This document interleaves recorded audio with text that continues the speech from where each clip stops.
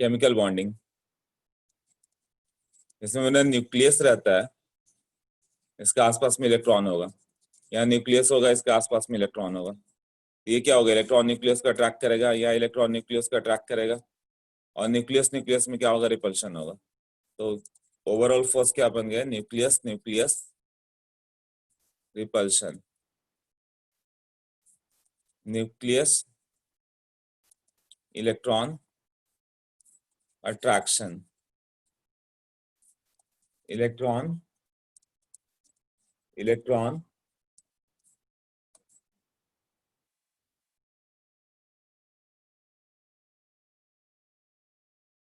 Repulsion. हाँ, इसका मैं पीडीएफ भेज दूंगा आज, फोटोग्राफ निकाल के आज भेज देता हूँ। ओके, इतना होता है।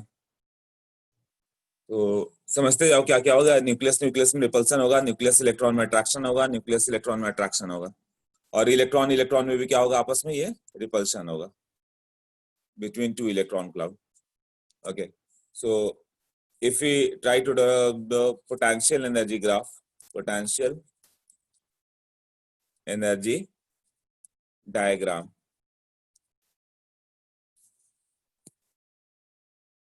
तो जब अट्रैक्शन फोर्स होता है पोटेंशियल एनर्जी डिक्रीजेस। तो मान लो यहाँ पे पोटेंशियल एनर्जी को हम लोग 0 मान लें, पोटेंशियल एनर्जी यहाँ पे 0 मान लें, यहाँ पे निगेटिव होगा, यहाँ पोटेंशियल एनर्जी पॉजिटिव होगा।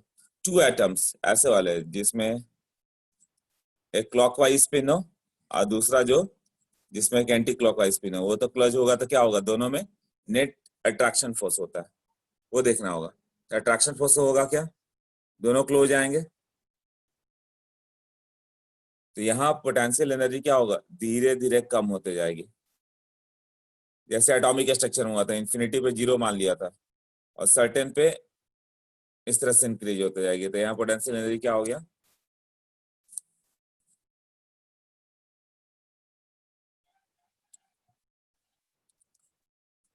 या इन्फिनिटी पे ले लो, यह inter nuclear distance, inter nuclear distance ले लोगे तो यहाँ पे क्या होगा, स्टार्टिंग में attraction force is greater then F repulsion, attraction is greater then repulsion, तो न्यूक्लियस क्लोज आ रहे हैं। क्लोज आते आते एक सर्टेन पॉइंट पे, यहाँ से भी वेरिएशन जब लिखेंगे तो बहुत प्रॉपर नहीं बन पाया,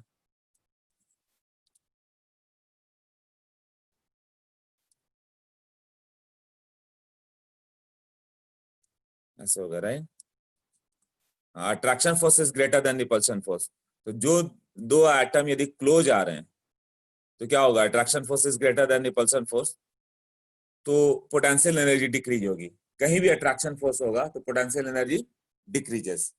सोचो क्या होता है कि हाइड्रोजन एटम, हाइड्रोजन का न्यूक्लियस ले लो, एक इलेक्ट्रॉन ले लो, इलेक्ट्रॉन जैसे जैसे हाइड्रोजन के न्यूक्लियस की ओर आता है क्या होगा, पोटेंशियल एनर्जी धीरे धीरे कम होते जाती है, और फाइनली फर्स्ट ऑर्बिट में जब आ जाता है तो पोटेंशियल एनर्जी डिक्रीज होकर it becomes equal to -13.6 electron volt. So potential energy decreases wherever what attraction force is there, और एक सर्टेन समय पे यहाँ पे आके पोटेंशियल एनर्जी मिनिमम हो गया, मतलब ना वो अट्रैक्ट हो रहा है ना रिपेल हो रहा है, तो यहाँ पे क्या हो गया, attraction force is equal to repulsion force. अब एटम और क्लोज नहीं आएंगे, जितना पे है वहीं पर रुक जाएंगे। ये दो एटम के बीच के डिस्टेंस को उसका मैं क्या बोलेंगे हम लोग, it is distance between two atoms ना, इस डिस्टेंस को बोलेंगे बॉन्ड लेंथ। मतलब एटम में एक बॉन्ड बन गया और ये उसका बॉन्ड का लेंथ होगा, यही होगा ना। और इसके रेस्ट ऑफ पार्ट में इसको और क्लोज लाना है तो क्या करना पड़ रहा है, स्टार्टिंग में तो दोनों न्यूक्लियस अट्रैक्शन फोर्स से क्लोज आ गए, दोनों एटम क्लोज आते गए, एनर्जी डिक्रीज होते गई। एक सर्टेन टाइम पे क्या हो गया, एनर्जी इसका attraction force becomes equal to repulsion force, यही हुआ ना। तो F attraction is equal to F repulsion, तो बॉन्ड बनना वहीं पर रुक गया, यही है ना। और इससे आगे जाओगे तो क्या होगा, तब F attraction is greater then F repulsion, उल्टा कर दिया, लेस देन करना पड़ेगा। रिपल्सन फोर्स जब रिपल्सिव फोर्स ज्यादा होगा तो सोचो क्या करना पड़ता। जैसे दो मैग्नेट ले लो, दोनों का नॉर्थ पोल है, दोनों में रिपल्शन है, तो दोनों का नॉर्थ पोल आमने सामने है, तो तुम पुश करोगे तो दोनों क्लोज आएंगे क्या? यस, पुश करने पे क्लोज आएंगे, अपने आप नहीं। तो पुश करने पे क्या हो गया, तुम्हारी एनर्जी वहां पे पोटेंशियल एनर्जी में कन्वर्ट हो गई। रिपल्सिव फोर्स था ना, तो फोर्सफुली तुम्हें पुश करके क्लोज लाना पड़ा दोनों नॉर्थ पोल को, तो तुम्हारी एनर्जी पोटेंशियल एनर्जी में कन्वर्ट हो गया। जैसे ही तुम छोड़ोगे वो जाके सीधे के सीधे स्ट्राइक कर जाएगी, मतलब बाहर जाएगी। तो पोटेंशियल एनर्जी जब भी रिपल्सन फोर्स हो तो फोर्सफुल लाना पड़ता है, तो उसमें अट्रैक्ट क्या होता है,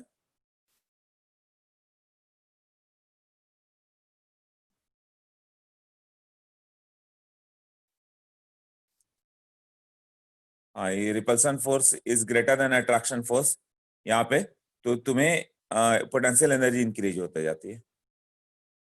energy has to be applied. जैसे दो प्रोटॉन को ले लो, वो क्लोज कभी नहीं आएंगे, दोनों में रिपल्शन है, तो तुम अपनी एनर्जी देकर जो वर्क डन करोगे उसको पोटेंशियल एनर्जी में जाता है। तो ये यहाँ पे आके एटम फिक्स हो गए, दो एटम इंफिनिटी पे थे, धीरे धीरे क्या हो गया, यहाँ पे एक सर्टेन पॉइंट पे जब तक अट्रैक्शन फोर्स था क्लोज आया, फिर यहाँ पे रुक गए, उस समय बॉन्ड बन गया, तो उसी को तुम क्या बोलोगे, बॉन्ड लेंथ था। जो जितनी एनर्जी रिलीज की उस एनर्जी को हम लोग क्या बोलेंगे, बॉन्ड एनर्जी।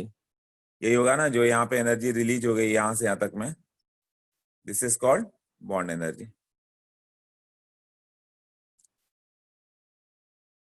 हाँ, तो ये दो होता है, बॉन्ड लेंथ और bond energy. Potential energy starting में 0 माना था जब इनफिनाइट डिस्टेंस था। तो ये क्लियर हो गया सबको अभी?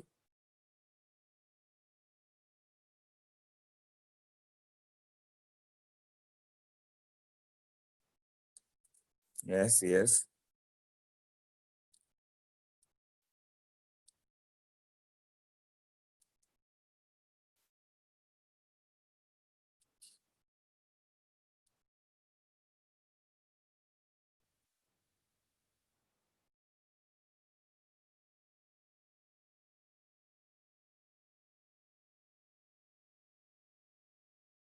एनर्जी निगेटिव क्यों हुआ?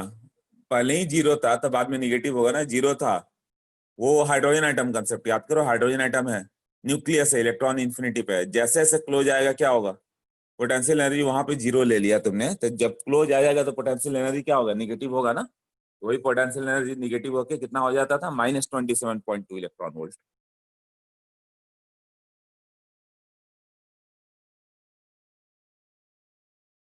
हाँ, बॉन्ड एनर्जी क्या होता है, always amount of energy release होगा। कभी भी दो आइटम में अट्रैक्शन है तो दोनों क्लोज आ गए तो एनर्जी रिलीज कर गए, और एनर्जी रिलीज कर गए तो उसी एनर्जी रिलीज को हम लोग क्या बोलते हैं, बॉन्ड एनर्जी।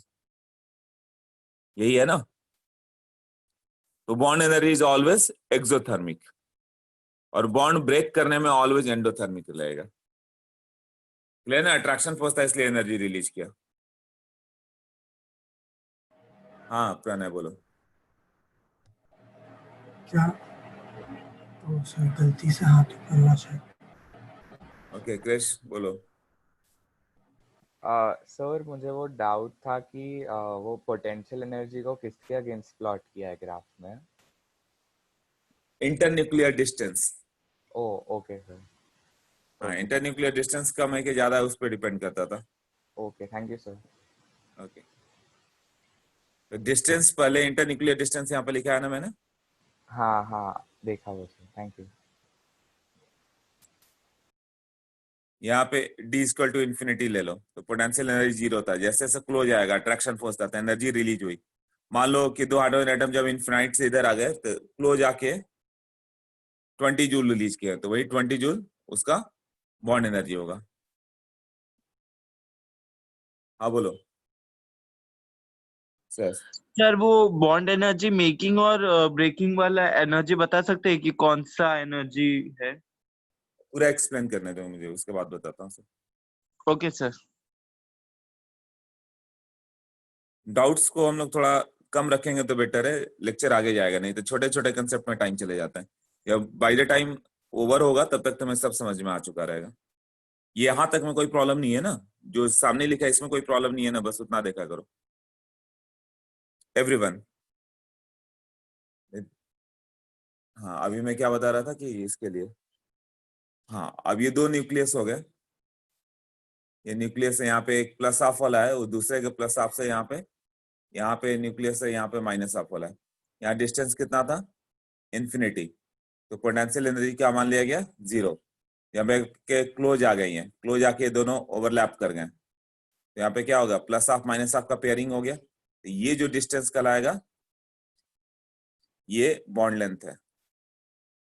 और यहां से यहां तक में जब पोटेंशियल एनर्जी जो होगा, energy is released, energy is released. क्यों? मान लो कि पोटेंशियल एनर्जी यहाँ पे 0 था और बाद में एनर्जी रिलीज होते हुए -20 आ गया पोटेंशियल एनर्जी। तो -20 क्या हो गया? मतलब 20 जूल उसने रिलीज किया था, इसी को क्या बोलेंगे? बॉन्ड एनर्जी ना। Energy is release, that is called bond energy. अब उसने इतनी एनर्जी रिलीज कर दी 20 जूल। अब तुम 20 जूल वापस दो तो ब्रेक हो जाएगा वो। जैसे दो हाइड्रोजन एटम है, उसके लिए 436 किलो जूल देना पड़ता है। 436 किलो जूल दोगे तो दोनों हाइड्रोजन एटम ब्रेक होकर हाइड्रोजन एटम बन गए।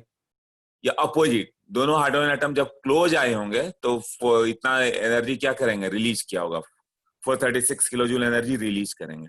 तो दोनों वे में बोल सकते हैं। तो बॉन्ड फॉर्मेशन क्या होगा? Always exothermic. जब भी बॉन्ड फॉर्म होगा तो क्या होगा?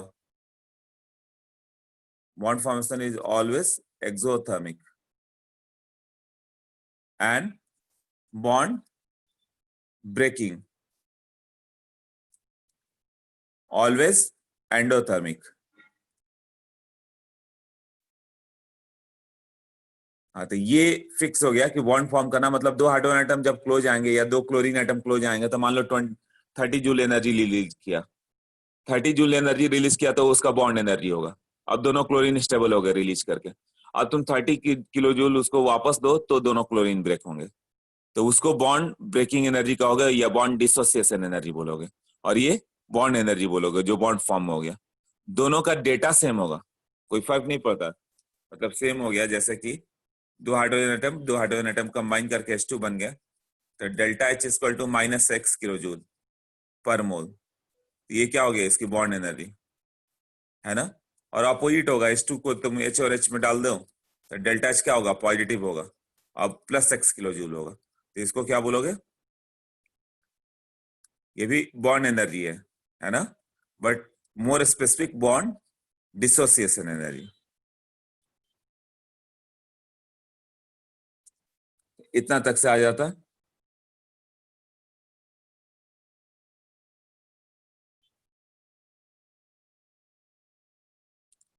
दो स्टेटमेंट में देता हूं। हाँ, ये क्लियर हुआ? इस पेज पे कोई डाउट है?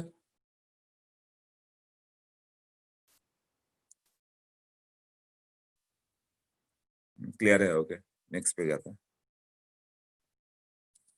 सो स्टेटमेंट 1, ट्रू फॉल्स बताना है तुम्हें। एटम्स ऑफ, सब नोट्स में, all elements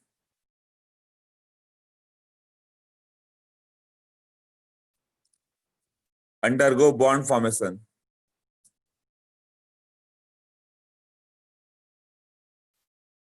phenomenon.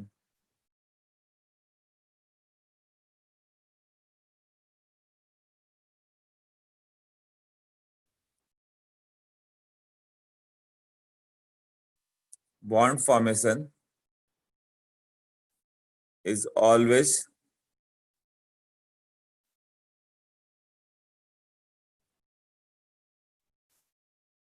accompanied by decrease in energy.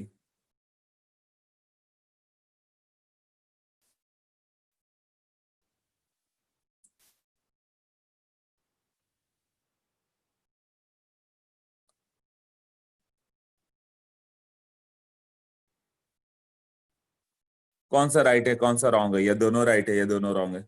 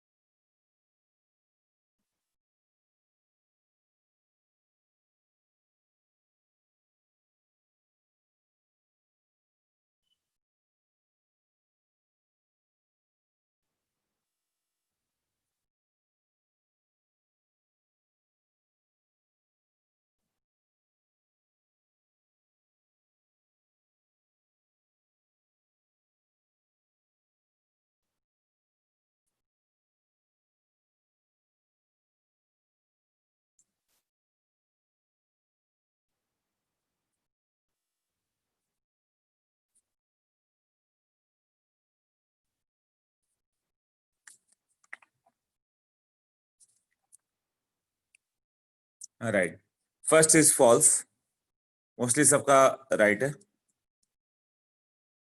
First false है एंड सेकंड ट्रू है। Statement 1 false. Example is inert gas. Statement 2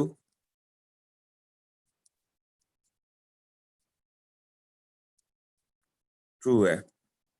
clear हो गया अभी? तो जैसे कि ये दो प्लस ले लें हम लोग यहां से और यहां से, ये दोनों प्लस ऑफ वाले हैं, बोथ क्लॉकवाइज होंगे, तो दोनों में बॉन्डिंग होगी क्या? No bonding.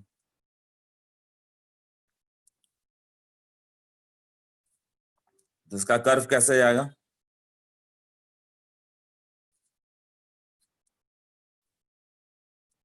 इसे नोट कर लो, ये जो लास्ट मैंने लिखा, दो एटम नो बॉन्डिंग, तो क्लोज आएंगे ही नहीं, दोनों में क्या होगा? ऑलवेज रिपल्सन ही होगा। रिपल्सन होगा तो एक कर्व ऐसे चलता जाएगा।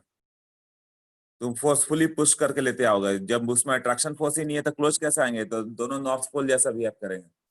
दो मैग्नेट ले लो, दोनों का नॉर्थ पोल या दोनों का साउथ पोल है, तो क्या कभी अट्रैक्ट करेंगे? नहीं, जब तक तुम फोर्स डालोगे तब तक वो क्लोज आएंगे, जैसे ही छोड़ोगे वापस। यहाँ पे क्या होगा? इंटर न्यूक्लियर डिस्टेंस की बात करें हम लोग, इंटर न्यूक्लियर डिस्टेंस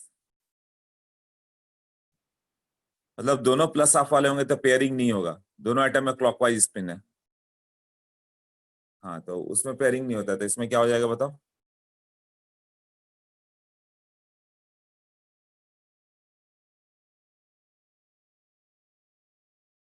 हाँ, बॉन्डिंग नहीं आता, फिर ये क्लोज नहीं आएगा। तो जितना तुम फोर्स डालो उसके बाद पोटेंशियल एनर्जी इंफिनिटी हो जाएगी, बट दोनों आपस में स्टिक कभी नहीं करेंगे। तो ये कर्व इसके लिए होगा जब दोनों में रिपल्सिव फोर्स हो।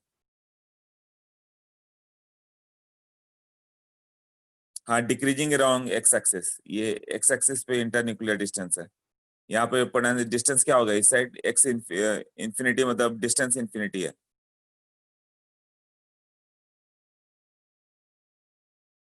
ये दोनों जब इनफाइनाइट रहेंगे तो पोटेंशियल एनर्जी जीरो है यहाँ पर, मतलब इस साइड आएगा। जैसे जैसे तुम डिस्टेंस कम करते जाओगे क्या होगा? इस साइड वापस जा रहा है ऐसे, तो पोटेंशियल एनर्जी बढ़ते चला जाएगा। क्यों बढ़ते चला जाएगा?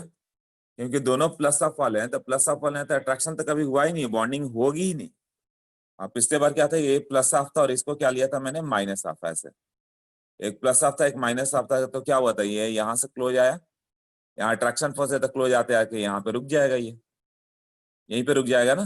तो जो एनर्जी रिलीज हुई उसको क्या बोला तुमने? Potential energy, right. और ये डिस्टेंस क्या है? इंफिनिटी।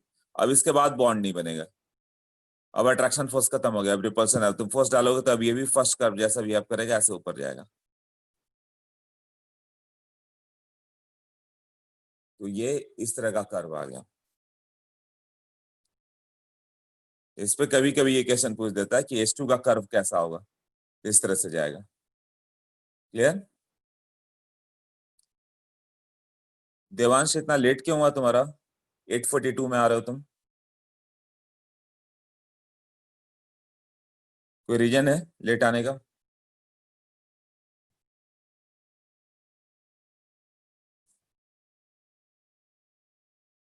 लैपटॉप से ज्वाइन करने में 45 मिनट्स लगा, क्यों?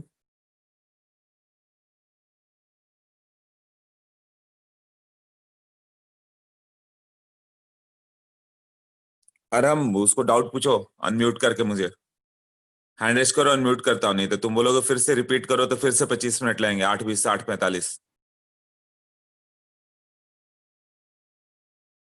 अच्छा, फोन पे भी हो गए देवांश? तुम फोन पे भी हो और लैपटॉप पे भी आ गए हो, क्यों?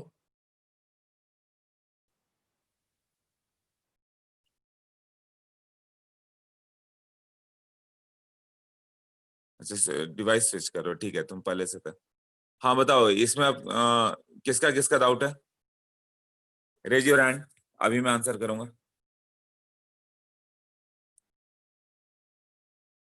हाँ बोलो आरम। सर वो ग्राफ एक बार समझा दीजिए ना फिर से। अरे वही तो समझाया 25 मिनट में, थोड़ा सोचो क्या नहीं समझ में आई ये बहुत समझो, नहीं तो सिलेबस ही आगे नहीं जाएगा। बॉन्डिंग बहुत बड़ा है, छोटी सी चीज बताइए मैंने।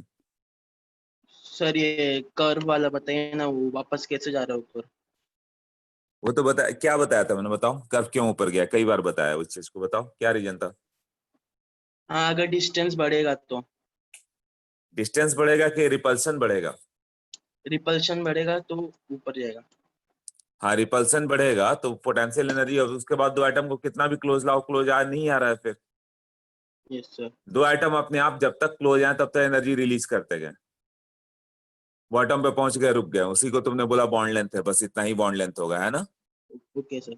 बट उसके आगे दो एटम को आपस में स्टिक करना है तो हो ही नहीं सकता कि दो एटम, जैसे दो हाइड्रोजन एटम के बीच का डिस्टेंस मान लो 2 एंगस्ट्रॉम है, अब उसके नजदीक, उससे ज्यादा नजदीक लाना चाहो तो किसी भी हालत में नहीं आ रहा है। तो क्या होगा, तुम फोर्सफुली प्रेस करोगे तो उसका पोटेंशियल एनर्जी बढ़ते जाएगा, यही बोला था ना, रिपल्सन है। अब ये दो नॉर्थ पोल जैसा बिहेव करेंगे। Hydrogen atom, okay sir. दो हाइड्रोजन एटम में थैंक यू सर। स्टार्टिंग में जो थे तो नॉर्थ पोल साउथ पोल थे, जैसे जैसे क्लोज आए वैसे वैसे एनर्जी रिलीज हुई, एक सर्टेन डिस्टेंस पाकर रुक गया, फिर attraction repulsion force becomes greater than attraction force, तो due to okay repulsion force क्या होगा, अब वो क्लोज नहीं आ रहे हैं, दोनों नॉर्थ पोल बन गए हैं, तो तुम्हें फोर्सफुली प्रेस करना होगा तब वो क्लोज आएंगे, तो पोटेंशियल एनर्जी बढ़ते जाएगी ना, तुम्हारी एनर्जी अंदर चलते जाएगी। Yes sir. क्लियर हुआ? Yes sir, thank you sir. हाँ, आदित्य बोलो। सर मतलब अपोजिट स्पिन वाले जो इलेक्ट्रॉन होते हैं वो अट्रैक्ट होते हैं, और जो सेम स्पिन वाले होते हैं वो रिपेल होते हैं। हाँ, वो रिपेल होता है, उसमें बॉन्डिंग का कोई चांस ही नहीं है। क्लॉकवाइज और anti clock, pairing hunts rule में याद है ना, हाँ। पेयरिंग होता है, उससे स्टेबिलिटी आती है, क्लॉकवाइज वाले का एंटी क्लॉकवाइज के साथ, है ना। हम्म। हाँ, तो उसमें नहीं होता है। हाँ, और बताओ सबको, वो लास्ट पॉइंट बताया था ना, इसमें तो नहीं, इस ग्राफ में तो नहीं है, ये वाला ग्राफ नोट कर लेना, जो लास्ट में दिया इसको नोट कर लेना, नोट्स में डाल देना। और उसमें एक पॉइंट था जहां पर attraction force becomes equal to repulsion force, वो दिखाया था ना, बॉटम मोस्ट पार्ट, जब तक अट्रैक्शन फोर्स था तब तक वो क्लोज आया, जब तक अट्रैक्शन फोर्स था तब तक वो क्लोज आएगा, उसके बाद अनगा एंड सूरत। तुम लोग इतना लेट क्यों आ रहे हो? नहीं 90 है, ये लोग आउट हो गए थे, ओके ठीक है। हाँ, तो अभी बॉन्डिंग का कंसेप्ट क्या है कि जिसमें एनर्जी रिलीज होगी वो प्रोसेस होगा, जिसमें एनर्जी रिलीज नहीं होगी वो नहीं होगा। तो केमिकल बॉन्डिंग क्यों होता है? Bonding is for what? To release energy, release हो गया तो बॉन्ड बन गया, कहीं पे एनर्जी एब्जॉर्ब होगा तो बॉन्डिंग नहीं होगा। Bonding is to get stability, stability कैसे होगा?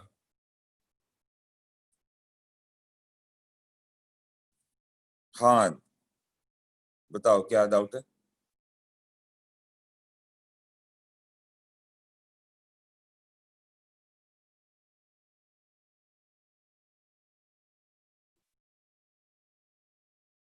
लिखो डाउट क्या है।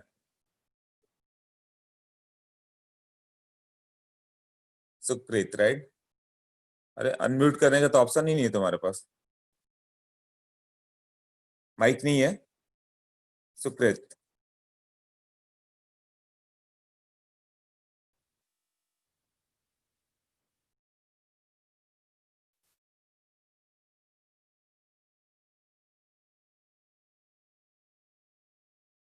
ओके, हाँ सुकृत तुम ये लिखो, डाउट लिख के भेजो, तुम्हारे पास अनम्यूट करने का ऑप्शन नहीं है कि मैं कुछ बता पाऊं।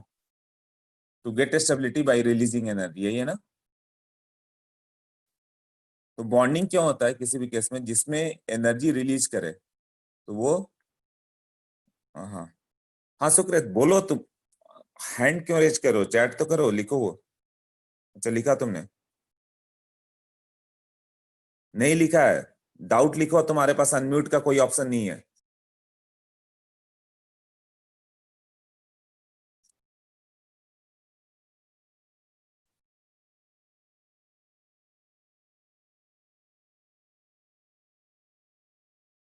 चैट में लिखो सुकृत, डोंट रेज योर हैंड, जो भी लिखना है चैट में लिखो, क्योंकि तुम्हारे पास अनम्यूट का कोई ऑप्शन नहीं है। इट मीन्स कि तुम्हारे पास माइक्रोफोन नहीं है जिससे तुम बोल पाओ।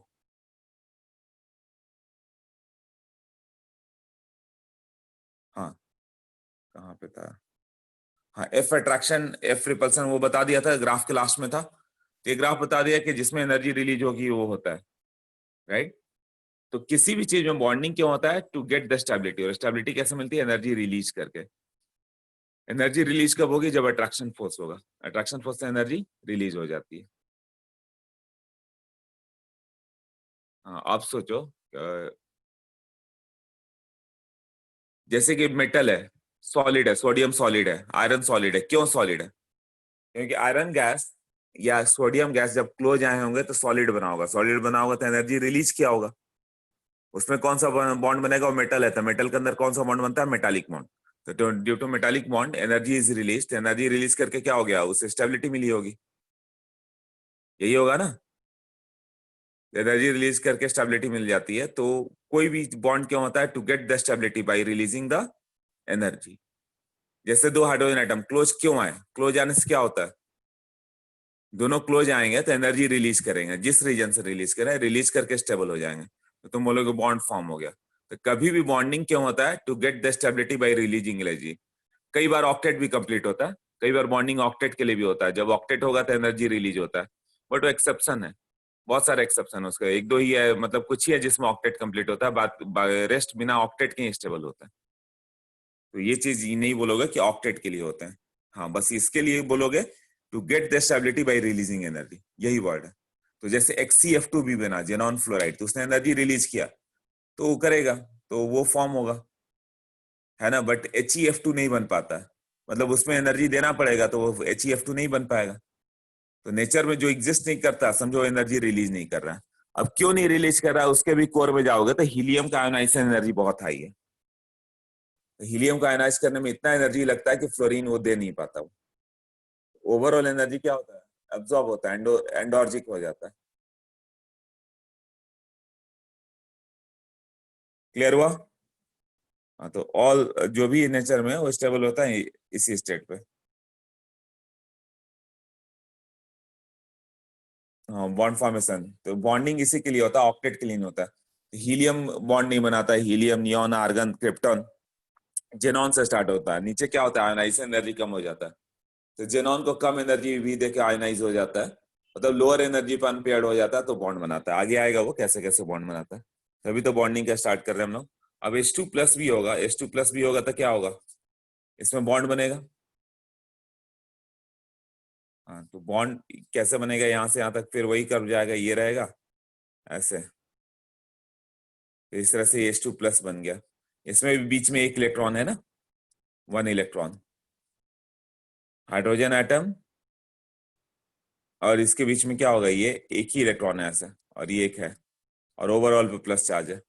तो भी इसमें अट्रैक्शन फोर्स आता है, तो overall energy is what, starting में आते जाएगा, यहाँ पे स्टार्टिंग में क्या था, F attraction greater than F repulsion.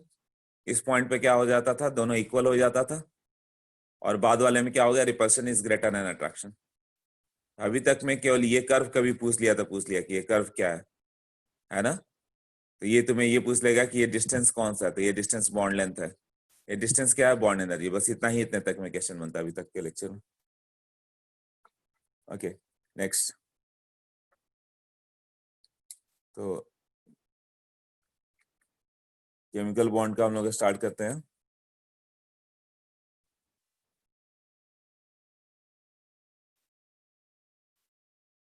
Chemical bond is greater than what, 42 kilojoule per mole, ऐसे है ना।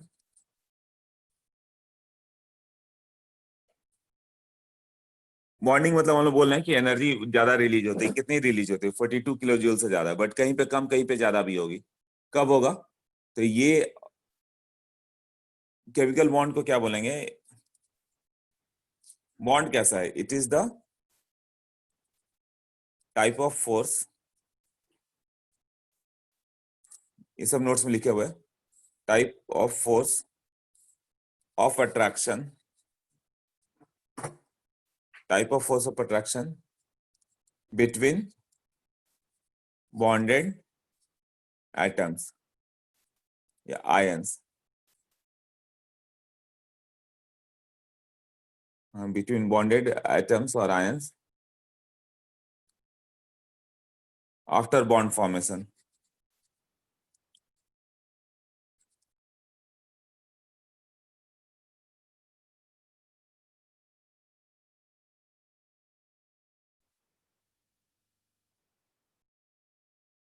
After bond formation,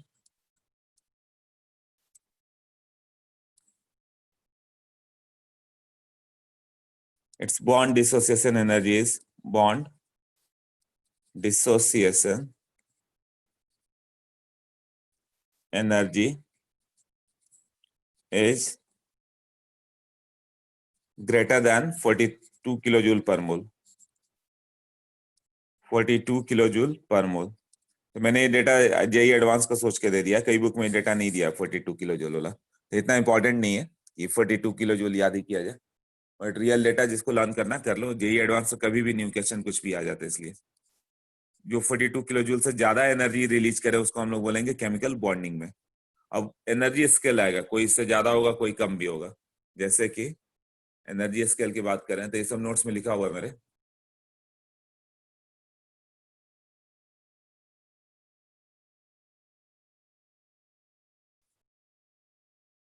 less than 8 kilojoule पर मोल, एक होता है 8 किलोजूल पर मोल,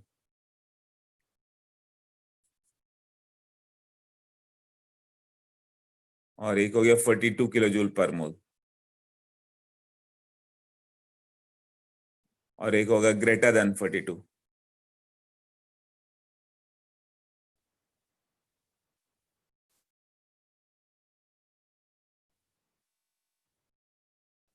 तो 8 किलोजूल से कम वाला, 8 से नीचे वाला, ये होता है वैन डर वाल फोर्स। वैन डर वाल फोर्स मतलब बहुत कम एनर्जी रिलीज होगी। ये अभी हम लोग करेंगे। थोड़ा सा मैंने बताया था वैन डर वाल फोर्स, वैन डर वाल रेडियस के समय। जैसे दो आयोडीन एटम है, वो आपस में कैसे एडेड है? वैन डर वाल फोर्स से। तो दोनों आयोडीन एटम वैन डर वाल फोर्स से एडेड है, तो क्या होगा? एनर्जी रिलीज कम होता है। 8 किलोजूल मतलब 2 किलोजूल, 3 किलोजूल ऐसे हो जाता है, राइट? अब हाइड्रोजन बॉन्डिंग, जैसे वाटर हो गया, HF हो गया, जिसमें हाइड्रोजन है और वो अटैच है फ्लोरीन, ऑक्सीजन, नाइट्रोजन से, तब वैन डर वाल करेंगे यहाँ पे, वो भी करेंगे। उसकी जो एनर्जी होगी वो 42 से कम होगी, हाइड्रोजन बॉन्ड। और उससे ज्यादा वाले केमिकल बॉन्ड हो गए। अब वैन डर वाल फोर्स क्या हो गया? जैसे एग्जांपल CO2 ले लो, ड्राई आइस, CO2 सॉलिड ले लो। तो CO2 सॉलिड ले लोगे तो क्या हो जाएगा? वो दो CO2 के बीच में बॉन्ड है, दो CO2 के बीच में बॉन्ड होगा। CO2 सॉलिड मतलब दो CO2 के बीच में बॉन्ड आ गया, तो वो बॉन्ड कौन सा होता है? वैन डर वाल force. CO2 solid, I2 solid, कुछ भी मॉलिक्यूल के बीच में बॉन्ड। या हाइड्रोजन बॉन्डिंग जैसे आगे करेंगे, H2O, HF, NH3, इसमें हाइड्रोजन होगा, हाइड्रोजन के साथ बॉन्ड होगा। ये दो डिटेल में लास्ट 2 सेशन में जाएंगे ये दो। और केमिकल बॉन्ड क्या हो गया? रेस्ट। इसमें 2 आ जाएंगे, कौन कौन से? आयोनिक और कोवेलेंट। हाँ, तो ये एग्जिस्ट बिटवीन यहां से यहां तक क्या होगा? मॉलिक्यूल के बॉन्ड में। ये सब मॉलिकुलर बॉन्ड है, molecular bond, bond between 2 molecules, है ना? जैसे कि 2 मॉलिक्यूल्स के बीच का बॉन्ड हो गया। और केमिकल बॉन्डिंग क्या हो गया? मतलब बाकी रेस्ट आयोनिक, कोवेलेंट, जो भी तुमने पढ़ा है। अब क्लासिफिकेशन पढ़ते हैं इसका। क्लासिफिकेशन क्या हो जाएगा? Strong chemical bond, strong chemical bond कितना? ग्रेटर देन 42 किलोजूल पर मोल। 42 किलोजूल कितना हो गया? 10 किलो कैलोरी।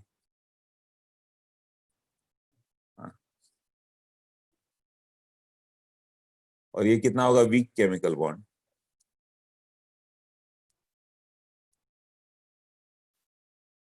ये लेस देन 42 किलोजूल पर मोल, ऐसे होगा।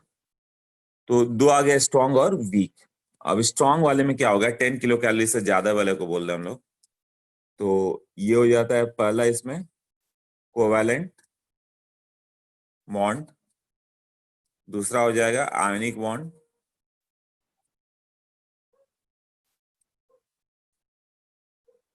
तीसरा होगा मेटालिक बॉन्ड। यही सब एक एक करके अब डिटेल जाएंगे। कोवेलेंट बॉन्ड क्या है, आयनिक बॉन्ड क्या है, मेटालिक बॉन्ड क्या है। कोवेलेंट बॉन्ड किसके बीच में होता है? 2 non metals, non metal, non metal. जैसे chlorine chlorine, hydrogen hydrogen, HF, ये सब होगा ना, HOCl वगैरह, ये सब नॉन मेटल्स हैं। आयनिक बॉन्ड मेटल्स और नॉन मेटल्स के बीच में, एग्जांपल NaCl, CaCl2, ये सब आयनिक होगा। मेटेलिक बॉन्ड जो मेटल्स है उसके बीच में, सोडियम, आयरन, यही सब होगा ना। क्लियर हो गया? अब इसके अंदर भी जाओगे तो कोवैलेंट बॉन्ड के अंदर आगे जाएंगे तो पोलर कोवैलेंट बॉन्ड, जैसे पोलैरिटी हो, HF में पोलैरिटी है, polar covalent bond, non polar covalent bond, तो ये सब डिटेल में करेंगे अभी, कौन सा पोलर कौन सा नॉन पोलर, यही है ना।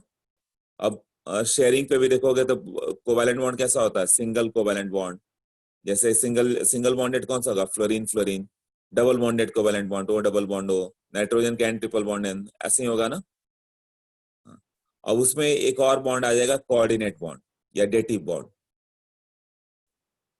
तो एक आ जाता है कोऑर्डिनेट बॉन्ड और डेटिव बॉन्ड, और एक होता है बैक बॉन्डिंग। तो ये सब डिटेल में करेंगे अभी, कितने तरह का बॉन्ड है, क्या है, यही तो पढ़ना है अभी। और ये सब क्लासिफिकेशन होगा, तभी आयोनिक बॉन्ड से स्टार्ट करेंगे, ऐसे केमिकल, आयोनिक, मेटालिक। हाँ, इसमें कौन कौन सा आ जाएगा, इसमें दो ही बॉन्ड आता है, एक हाइड्रोजन बॉन्डिंग जो ऊपर लिखा था किसके बीच में, और दूसरा होता है वैन डर वाल्स। तो टोटल 5 तरह का बॉन्ड हम लोग पढ़ेंगे डिटेल में। तो हाइड्रोजन बॉन्डिंग भी डिटेल में जाएगा, उसके लिए क्या होना चाहिए, hydrogen should be attach to nitrogen, oxygen and fluorine. Hydrogen bonding के लिए हाइड्रोजन किससे अटैच होना चाहिए, डायरेक्ट फ्लोरीन ऑक्सीजन नाइट्रोजन, है ना। और वैन डर वाल्स फोर्स किसी के भी बीच में चलेगा। तो ये सब करेंगे अभी डिटेल में। तो अब एक एक करके स्टार्ट करते हैं। अब bond energy of carbon carbon bond they they, question ऐसे दे तो ऐसा दिया हुआ नहीं होगा एक भी question. Bond energy of carbon carbon bond, पहला कौन सा हो गया, 1 किलो कैलोरी पर मोल, एडवांस पे देगा मतलब ऐसा, 10 किलो कैलोरी पर मोल, क्योंकि ये डेटा तुम्हें याद होना चाहिए। 100 किलो कैलोरी पर मोल, 1000 किलो कैलोरी पर मोल, कितने के बीच में,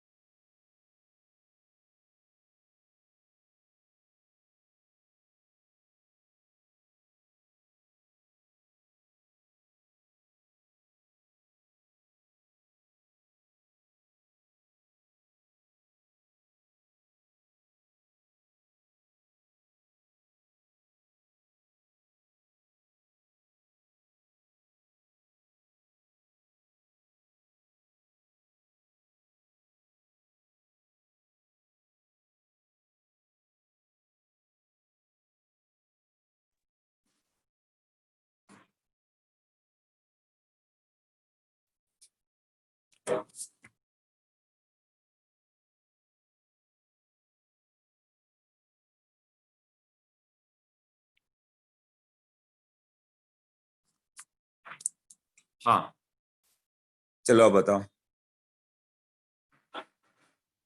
कार्बन कार्बन बॉन्ड की बॉन्ड एनर्जी, अभी डेटा तुम्हें याद नहीं हुआ होगा, आई थिंक सो।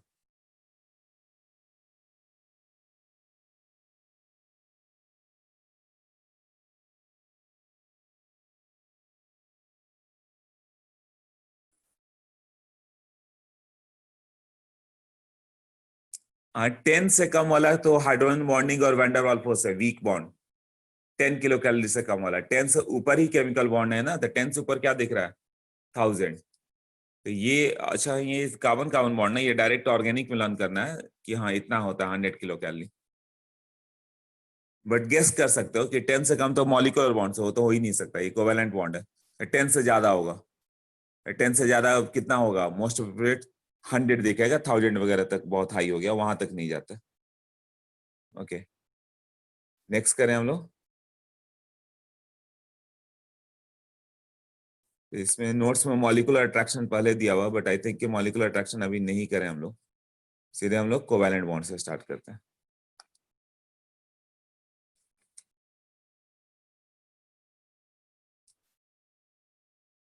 या आयोनिक बॉन्ड से स्टार्ट कर देते हैं, उसके बाद कोवैलेंट पे जाएंगे। ये देखो तो लर्न कर लोगे कि 10 से ज्यादा होना चाहिए था तो कौन सा होता है आयोनिक बॉन्ड।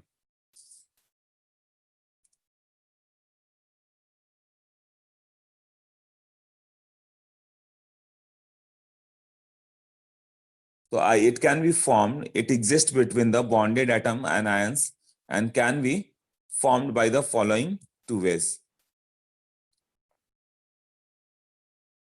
कौन कौन सा होगा? पहला, जैसे कि सोडियम ले लो, इसके पास क्या होता है 281, बैलेंस 1 है। क्लोरीन में कितना होता है यहाँ पे 287, ये एक इलेक्ट्रॉन इसको डोनेट करेगा, क्या बन जाएगा Na+ और Cl-। इसमें कौन सा फोर्स आएगा? इलेक्ट्रोस्टैटिक अट्रैक्शन, तो बॉन्डेड हो गया वो। इलेक्ट्रोस्टैटिक अट्रैक्शन से वो क्या हो जाएगा? बॉन्डेड हो जाता है ना। फिर तो आयनिक बॉन्ड क्या होगा था? Whenever chemical bond is formed by complete transfer of electron from one atom to the another, it is named as ionic और इलेक्ट्रोवैलेंट बॉन्ड। और यहाँ पे जो बॉन्ड आती है इसमें एक टर्म आएगा इलेक्ट्रोवैलेंसी। वैलेंसी, कोवैलेंसी और इलेक्ट्रोवैलेंसी दो है। तो NaCl का इलेक्ट्रोवैलेंसी, MgCl2 का, AlCl3 का, AlCl3 इसका Na का 1 होगा, Mg का 2 होगा, ये होगा ना। मतलब कितना वो वैलेंट, कितनी वैलेंसी क्या है उसकी। और सिंस इलेक्ट्रोवैलेंट बॉन्ड है तो इसको आयनिक बॉन्ड या इलेक्ट्रोवैलेंट बॉन्ड। इलेक्ट्रोवैलेंट क्यों? इलेक्ट्रोस्टैटिक फोर्स ऑफ अट्रैक्शन से एडेड है दोनों। हाँ, यही होगा आयनिक बॉन्ड में, इस तरह से आ जाएगा जैसे 287 था तो इधर आ गया। अभी दोनों के बीच अट्रैक्शन फोर्स हो गया, अब ये सॉलिड बन जाएगा। तो सॉलिड बन जाएगा तो ऐसे नहीं होगा। इलेक्ट्रोवैलेंसी मतलब दो आएगा, इलेक्ट्रोवैलेंसी एंड कोवैलेंसी। कोवैलेंसी मतलब वैलेंसी मतलब कितना बॉन्ड बना सकता है, तो ग्रुप 1 वाले एक ही बॉन्ड बनाएंगे। तो ग्रुप 1 का कोवैलेंसी बॉन्ड क्या लिखोगे? 1, NaCl, KCl, RbCl सब एक ही बॉन्ड बनाएंगे। ग्रुप 2 वाले दो बॉन्ड बनाते हैं। हाँ, AlCl3 का 3 जाएगा, बट AlF3 का 3 जाएगा। एल्यूमिनियम का बोला जाए तो वैलेंसी ऑफ एल्यूमिनियम कितना होगा? 3 होगा, ये 3 बॉन्ड बनाएगा। बट वो भी कौन सा बॉन्ड बनाया? इलेक्ट्रोवैलेंसी। हाँ, तो ये इलेक्ट्रोवैलेंसी मतलब इलेक्ट्रोवैलेंट बॉन्ड बनाया है। कोवैलेंट बॉन्ड होगा तो कोवैलेंसी की बात करेंगे हम लोग, यही होगा ना। ये पॉइंट क्लियर हुआ?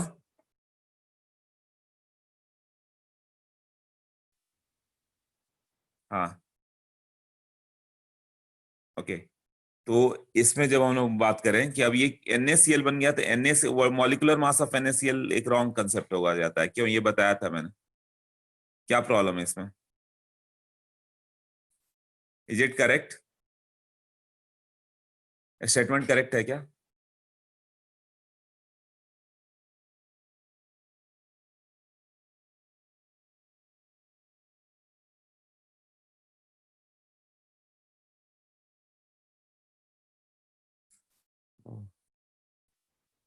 चला गया सब नोट्स, कोई बात नहीं। हाँ, मैंने क्या बताया? हाँ, NaCl is not a molecule. Ionic compound एक मॉलिक्यूल नहीं होता है। NaCl का कोई मॉलिक्यूल नहीं होता। O2 में मॉलिक्यूल आता है, NaCl का मॉलिक्यूल नहीं आता। यही है ना।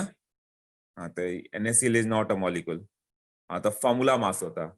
तो फॉर्मूला मास ऑफ NaCl लिखोगे। आयनिक कंपाउंड के लिए क्या होता है? फॉर्मूला मास NaCl, ये 58.5 आ जाएगा, ये करेक्ट है।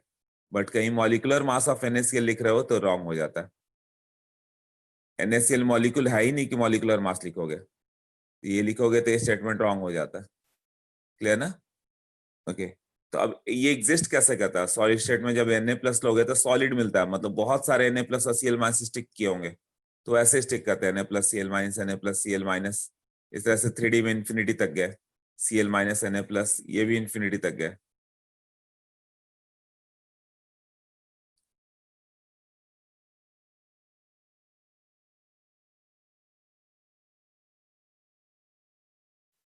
ऐसा जाएगा ना। हाँ, तो ये पूरा सॉलिड बन जाएगा। सोचो ऐसा इनफाइनाइट नंबर ऑफ मॉलिक्यूल्स आ गए। 1 मोल लेना होगा तो 58.5 ग्राम। 58.5 ग्राम में एवोगाड्रो नंबर ऑफ Na और एवोगाड्रो नंबर ऑफ क्लोरीन होगा, यही होगा ना। 58.5 ग्राम ले लोगे तो Na of Na plus and Cl minus ions, Avogadro number of Na plus और Cl minus आता है, ये होता है ना। बस ये सॉलिड बन जाता है, कैसा एग्जिस्ट करेगा, K plus Cl minus K plus Cl minus ऐसा आता जाता है। नेक्स्ट, अब एक्चुअल साइकिल की बात करें हम लोग, एक आता है concept enthalpy of formation. Enthalpy मतलब क्या, मैंने बोला था एनर्जी रिलीज और एब्जॉर्ब। तो जब फॉर्म करेंगे NaCl, example NaCl, enthalpy of formation of NaCl क्या होगा, सॉलिड। तो फॉर्म करने के लिए 1 मोल सॉलिड को फॉर्म करना है फ्रॉम कॉन्स्टिट्यूएंट, क्या क्या लोगे बताओ। NaCl तुम्हारा 1 मोल है, तो Na कितना लोगे और Cl कितना लोगे कि फॉर्म हो जाए।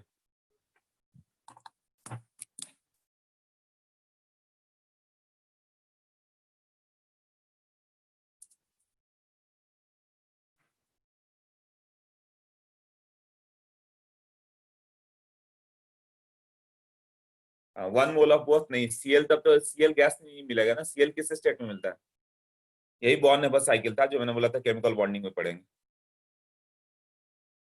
हाँ, तो NaCl सॉलिड लोगे, तुम्हें 1 मोल NaCl बनाना है तो सोडियम लाओगे तो सॉलिड ही मिलेगा।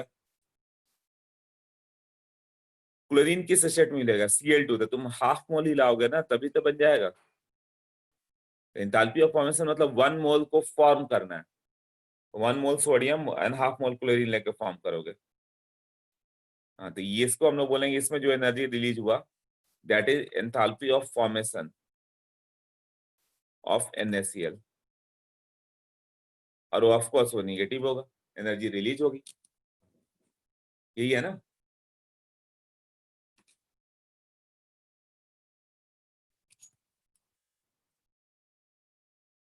हाफ मोल Cl2 क्यों, क्योंकि तुम्हें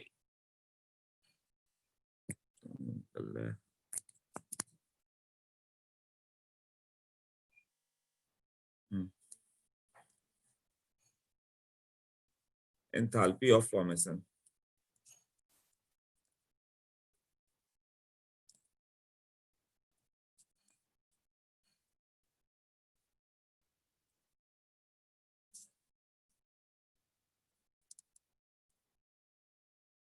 amount of energy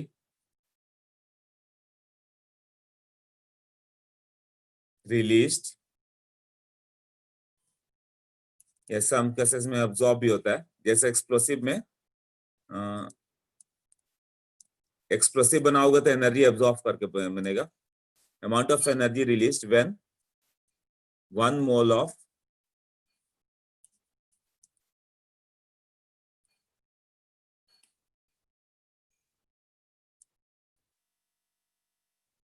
compound is formed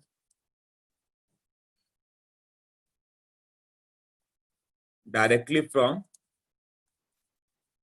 its constituent elements,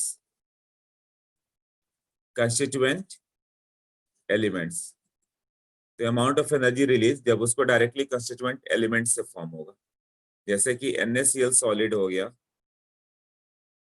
ये किससे आएगा, Na solid half Cl2 gas लोगों तो NaCl आएगा, तो इसको बोलेंगे enthalpy of formation of NaCl solid. अब बताए कोई कि तुम्हें मान लो कि Al2O3 बनाना है, Al2O3 सॉलिड बनाना है, तो एंथैल्पी ऑफ फॉर्मेशन तुम्हें 1 मोल Al2O3 सॉलिड बनाना है, ठीक है। इसके लिए क्या क्या लोगे, एल्यूमिनियम लेके आओगे बनाने के लिए, ऑक्सीजन लेके आओगे, एल्यूमिनियम कितना मोल लाओगे, 2 मोल एल्यूमिनियम सॉलिड एंड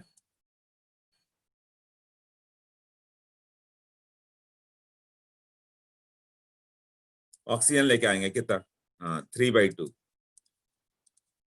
मतलब 1 मोल बनाना है, उसके लिए तुम्हें जो लाना पड़े वो लेकर आओ। तो एल्यूमिनियम सॉलिड ही मिलता है और ऑक्सीजन गैस मिलता है, तो एल्यूमिनियम को सॉलिड लेकर आओगे 2 मोल और ऑक्सीजन को गैस लेकर आओगे कितना, 3/2 मोल। तो जो इतना एनर्जी रिलीज होगा उसको बोलेंगे enthalpy of formation of Al2O3 solid. अब MgCl2 बनाना है तुम्हें, इसका एंथैल्पी ऑफ फॉर्मेशन क्या होगा? Mg सॉलिड 1 मोल ले आओ 24 ग्राम, एंड क्लोरीन हाफ लाओगे तो एक ही क्लोरीन मिलेगा। 3/2 कैसे मिला? हाँ वो बताता हूँ। हाँ Cl2, गुड गौरव, गौरव का करेक्ट है। आदित्य 2Cl नहीं हो सकता ना, Cl2 गैस मिलता है, तो Cl2 गैस लाना होगा। तो सोचो तुम्हें बैलेंस करना है, तुम्हें ये एक ही मोल लेना होगा, मतलब 2 मोल। इसमें एल्यूमिनियम कितना है? 24 ग्राम। एल्यूमिनियम 27 इंटू 2 54 ग्राम होता है, 54 ग्राम ही एल्यूमिनियम लो। ऑक्सीजन का कितना है? 16 इंटू 3 48 ग्राम, मतलब 3 ऑक्सीजन आइटम चाहिए। तो ऑक्सीजन आइटम तो 3 मिलेगा नहीं, O2 मिलेगा। तो O2 कितना लोगे? 1.5 मोल ले लो, तब तो मिल जाएगा ना। 3/2 इंटू O2 मतलब ओवरऑल 3 ऑक्सीजन आइटम है। सोचो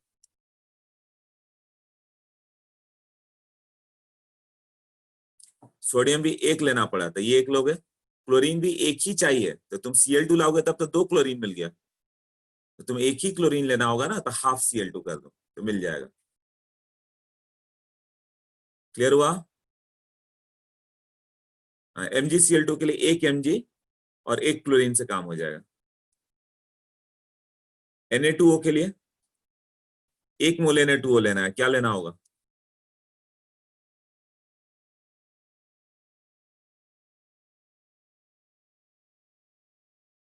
हाँ 2Na और हाफ O2, अभी सबको क्लियर आ गया। हाफ मोल Na नहीं, सोडियम 2 मोल चाहिए। We require 2 moles of sodium and 1 oxygen atom.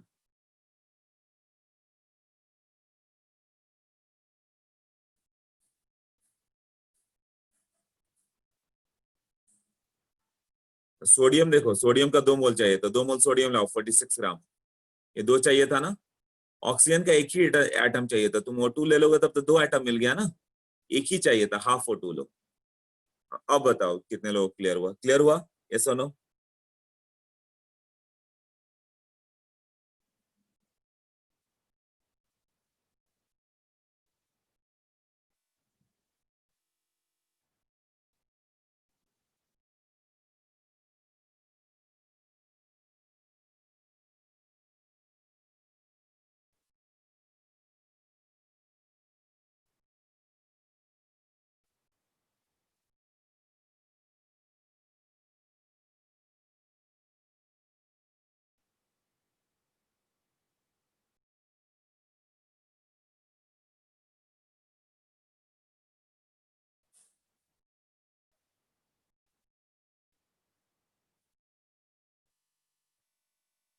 अच्छा MgCl2 सॉलिड है।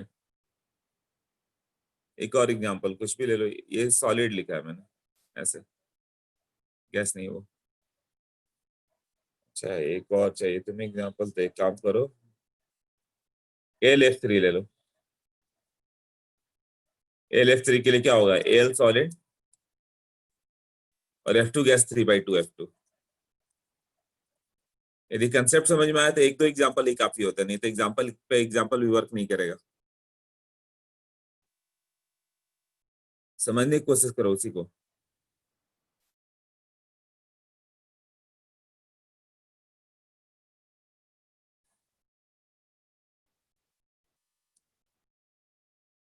ओके हाँ, तो वो 1 मोल बनाना है, तो ये अमाउंट ऑफ एनर्जी रिलीज्ड, कब amount of energy release? When 1 mole of solid, when 1 mole of a compound is formed directly from its constituent elements, तब बोलते हैं।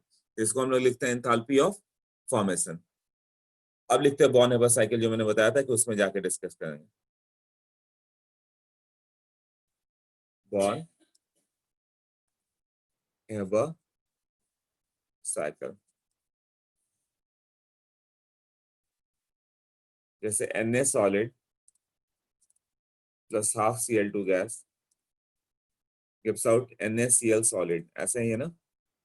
ये होगा enthalpy of formation of NaCl solid, enthalpy of formation of NaCl solid.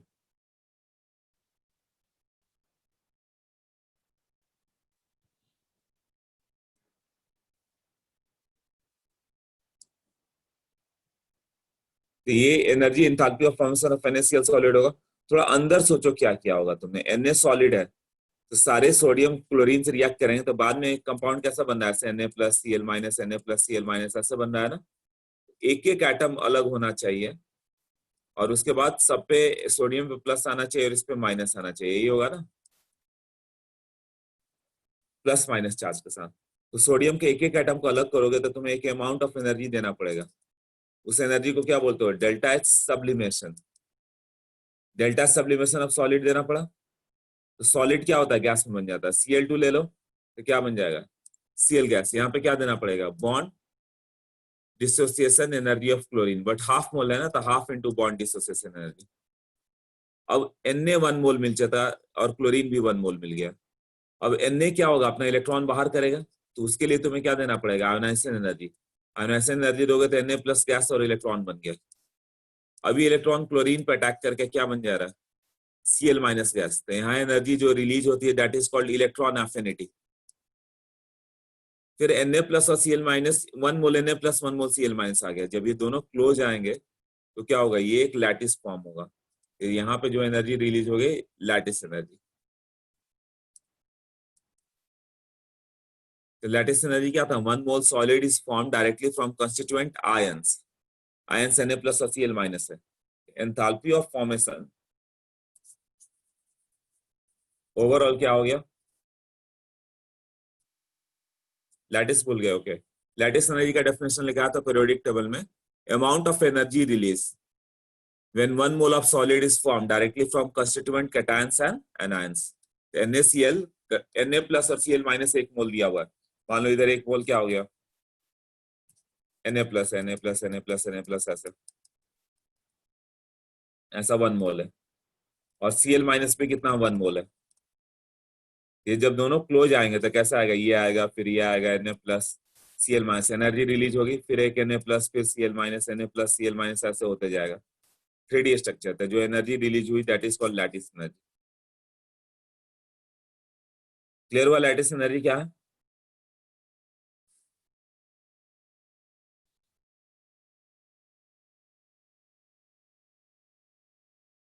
हाँ मतलब 1 मोल Na plus imagine करो तुम्हारे पास है, Na प्लस कैसा होगा, गैसियस होगा, हाँ, और 1 मोल Cl माइनस है, और वो दोनों क्लोज आएंगे तो क्या होगा, Na प्लस उसके बाजू में Cl माइनस आ जाएगा, देन Na प्लस उसके बाजू में Cl माइनस आएगा, इस तरह से बनते बनते सॉलिड बन जाएगा। तो जो एनर्जी रिलीज होगी that is called lattice energy. Lattice energy का ये डेफिनेशन था। और वो क्या था, हाफ बॉन्ड डिसोसिएशन एनर्जी। मतलब तुम्हें इसमें क्वेश्चन कैसे होंगे, 5 में से कोई enthalpy of formation of NaCl, वो टोटल कितने हो गए, एक हो गया, पहला हो गया delta H sublimation. Sublimation of what, Na solid, यही होगा ना, प्लस व्हाट, सोडियम को तो सॉलिड दिया तो सब्लिमेशन दिया तो गैस बन गया। क्लोरीन को भी ब्रेक करना होगा, तो क्लोरीन को Cl गैस बनाओगे तो क्या होगा, 1 मोल क्लोरीन को Cl गैस बनाओगे तो बॉन्ड डिसोसिएशन एनर्जी देना पड़ेगा। तो यहाँ तो हाफ ही मोल क्लोरीन है ना, तो half into bond dissociation energy.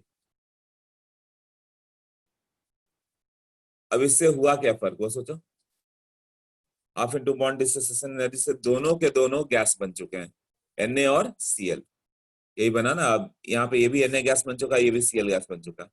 अब क्या होगा, Na गैस आयोनाइज होगा, तो अगला स्टेप क्या होगा,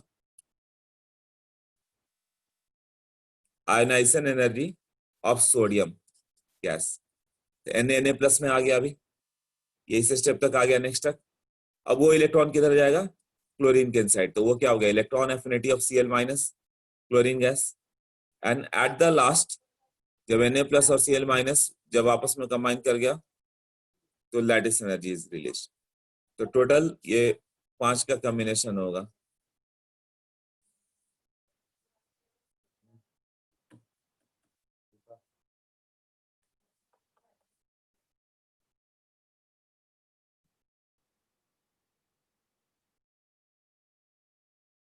हाँ क्लियर हो गया, टोटल कितना हो गया एंथैल्पी ऑफ फॉर्मेशन में, sublimation, half bond dissociation energy, इस तरह से टोटल 5 पार्ट। अब पूछो क्या डाउट है।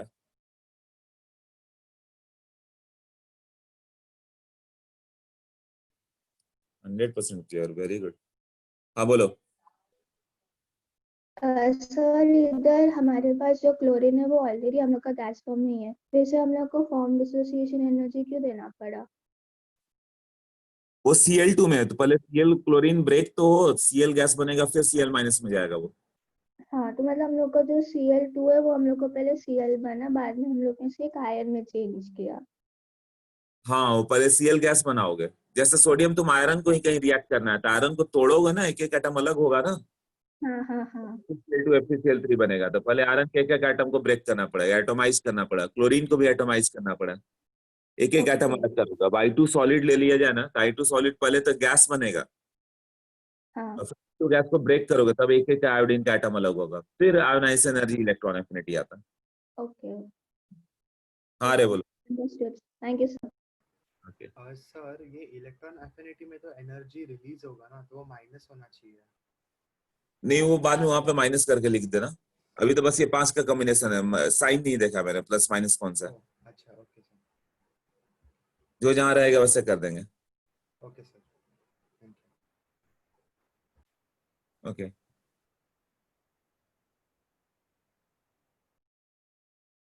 हाँ, NaCl में अब देखा जाए तो इसमें डेल्टा पॉजिटिव कौन कौन सा है, एंडोर्जिक कौन सा है। कोई भी कंपाउंड स्टेबल कब होता है, जब एंथैल्पी ऑफ फॉर्मेशन निगेटिव हो। मतलब NaCl जब फॉर्म हुआ होगा, एनर्जी रिलीज करे तो स्टेबल हो गया, अब उतनी एनर्जी दोगे तब NaCl ब्रेक होगा, यही होगा ना। उतनी एनर्जी दोगे तब वो ब्रेक होगा ना, तो एनर्जी रिलीज होनी चाहिए। तो रिलीजिंग प्रोसेस कौन सा है, ये क्या होगा इसमें, ये डेल्टा एच लास्ट में देखोगे तो कौन कौन सा हो गया, लैटिस एनर्जी निगेटिव होगा, पॉजिटिव निगेटिव आ रहा है, ये निगेटिव होगा, और कौन सा होगा, ये पॉजिटिव होगा, ये पॉजिटिव होगा, और इसका भी डेल्टा एच क्या होगा, पॉजिटिव होगा। तो सोचो पहले 3 स्टेप में तुम्हें एनर्जी देनी पड़ रही है, और इलेक्ट्रॉन एफिनिटी और लैटिस एनर्जी में एनर्जी रिलीज हुई है, यही है ना। ओवरऑल एनर्जी रिलीज होना चाहिए तभी स्टेबल होगा, मतलब ये दोनों मिलके ओवरऑल बाकी 3 एनर्जी को बैलेंस करेंगे, तभी स्टेबल होगा। तो कोई कंपाउंड स्टेबल है, इसका मतलब इलेक्ट्रॉन एफिनिटी और लैटिस एनर्जी दोनों ऐड करके किससे ग्रेटर है, रेस्ट 3 से, सब्लिमेशन, बॉन्ड डिसोसिएशन एनर्जी और आयोनाइजेशन एनर्जी से, तभी वो बनेगा। बट एक्सप्लोसिव में उल्टा होगा, एक्सप्लोसिव में हम लोग एनर्जी डाल के बनाते हैं ताकि कहीं भी एनर्जी का एक्सप्लोजन लिया जा सके, यही होगा ना। एनर्जी एक्सप्लोड करना होगा तो क्या करना होगा, मतलब उसको एनर्जी डाल के रखते हैं हम लोग कि वो एक्सप्लोड कर सके, तो उसका एंथैल्पी ऑफ फॉर्मेशन क्या होगा, पॉजिटिव, और नेचर में जो भी दिख रहा है उसका एंथैल्पी ऑफ फॉर्मेशन नेगेटिव होगा। हाँ। इसमें कौन कौन सा तुम्हें कम होना चाहिए, तुम चाहते हो कि ज्यादा से ज्यादा एनर्जी रिलीज हो। जैसे पहले में सब्लिमेशन मान लो 10 जूल लग गया, बॉन्ड डिसोसिएशन में 10 जूल लग गया, आयोनाइजेशन में 10 जूल लग गया, टोटल 30 जूल लग गया, और इलेक्ट्रॉन एफिनिटी में 20 जूल मिल गया, लैटिस में भी 20 जूल मिल गया, तो कितना होगा, 40 जूल रिलीज हो गया, 30 जूल एब्जॉर्ब हो गया, तो ओवरऑल 10 जूल रिलीज हुआ। तो एंथैल्पी ऑफ फॉर्मेशन 10 जूल है उसका, -10, मतलब 10 जूल रिलीज होगा। 10 जूल वापस दे दो तो ये तो सब ब्रेक हो जाएंगे। जो 10 जूल नहीं होता, इतना हाई अमाउंट ऑफ एनर्जी होता है कि इसको ब्रेक करने के लिए बहुत हाई अमाउंट ऑफ एनर्जी चाहिए। NaCl को वापस NaCl2 में, NaCl का मेल्टिंग पॉइंट 800 डिग्री सेंटीग्रेड है। कॉमन सॉल्ट जो दिखता है तुम्हें, उसको चाहोगे मेल्ट कर दे तो 800 डिग्री सेंटीग्रेड चाहिए। हाँ, तो इसके लिए कौन कौन सा पार्ट कम होना चाहिए, सब्लिमेशन लोअर होना चाहिए, बॉन्ड डिसोसिएशन एनर्जी लोअर होना चाहिए, आयोनाइजेशन लोअर होना चाहिए, इलेक्ट्रॉन एफिनिटी हाई होना चाहिए, लैटिस एनर्जी हाई होना चाहिए।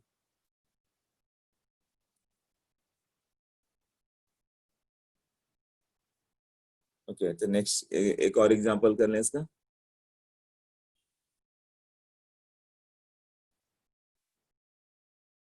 ये दोनों को माइनस करके लिख दोगे, मतलब तुम ऐसे भी लिख सकते थे कि, जैसा अभियांशु ने बोला कि माइनस करके भी तो लिख सकते थे, लिख दो माइनस डेल्टा एच एफ जब तुम्हें लिखना है, तो delta H sublimation plus half dissociation plus delta H ionisation energy minus delta H what, electron gain enthalpy minus delta H lattice energy.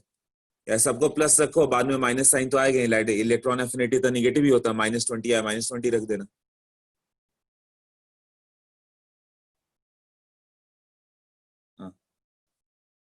Factors forming factors favouring ionic bond, क्या होगा? Ionic bond के लिए कौन कौन सा factor favour करेगा?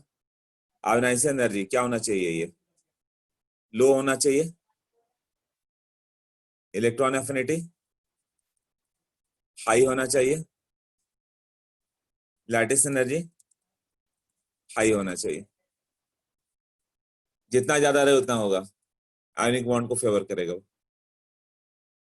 जैसे कि MgF2 का बताओ, bond have a cycle for MgF2, एक बार ट्राई करो। अच्छा पहले मैं एक स्टेप तो लिख ही देता हूँ। MgF2 का सॉलिड बनाना है,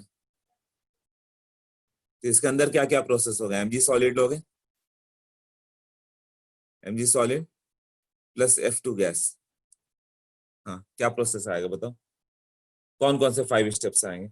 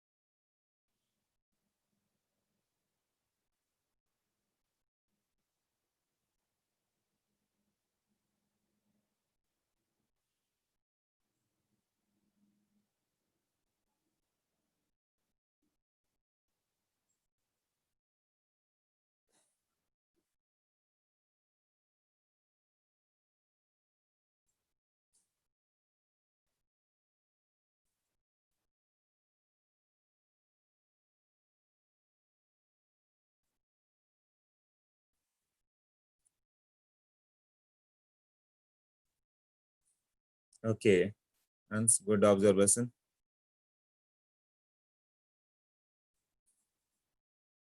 After 9:30, no participants left today. It is good. Memory strong करना हो, 9:30 में अचानक कुछ लोग चले जाते हैं, शॉर्ट टर्म मेमोरी लॉस होता है ना, तो उन लोगों के लिए होता है कि एलिमेंट्स खाओ, उससे माइंड तेज रहेगा, याद रहेगा 10 बजे तक लेक्चर है।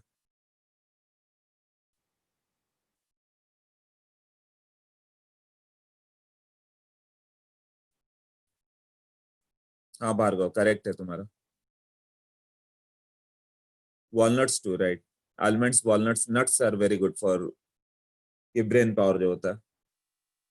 सोचो इतना तो याद रहना चाहिए कि लेक्चर 10 बजे तक है, नहीं तो एग्जाम में जाएंगे, आईआईटी का एग्जाम देने, मालूम चलेगा आधे घंटे में निकल गए, उन्हें याद ही नहीं रहा कि आधे घंटे, ये 3 घंटे का एग्जाम है, उन्हें लगेगा आधे घंटे का एग्जाम है, लौट आए तो।